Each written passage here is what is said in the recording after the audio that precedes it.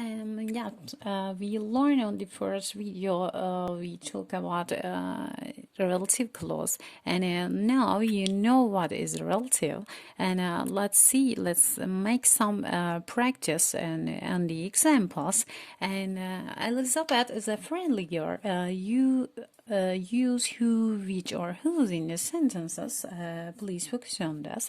Elizabeth is a friendly girl. She likes helping the others, and we find the similar things. What we define in this sentence: Elizabeth, she. It's people. I talk about her, and I talk about a person. If we talk about a person, we define with who. In this sentence, we must use who. Okay, Elizabeth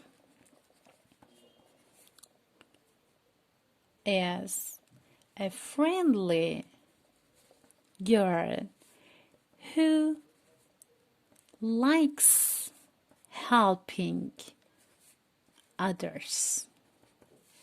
Okay, and I give some extra information about Elizabeth. I talk about her, so I use who in this sentence. Peter is an engineer. His office is in St. Jordan Street. I talk about Peter, his office. There is a possession in this sentence. If we talk about possessions, we use what instead of his, whose, of course. And let's make the sentence: Peter, whose office is in St. Jordan Street, is an engineer. Okay. Third sentence: Mike lives in a big house. The house is near the sea. I talk about the house. It's an object. I talk about an object, and so I use which in this sentence. Mike, I refer the house. Mike lives in a big house. Which, I don't use the house again. I use instead of which is near the sea. Which house Mike lives in is near the sea. A big house which is near the sea. I define the house thanks to relative clause again. I worked for an old man. He used to be a famous athlete. And an old man, I talk about him, he refers to him, an old man. And I talk about a person, so I used what, of course. Who I use: I worked for an old man who used to be a famous athlete. Okay, that's all. It's so simple, you can say.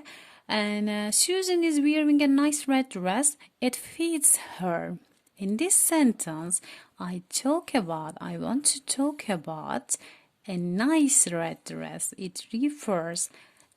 I define this. Susan is wearing a nice red dress. Which, I use which because I refer to object again. Fits her. That's all.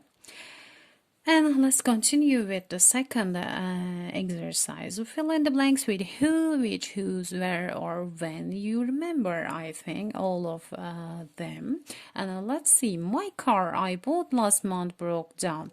I want to refer my car. It's an object, so I use which.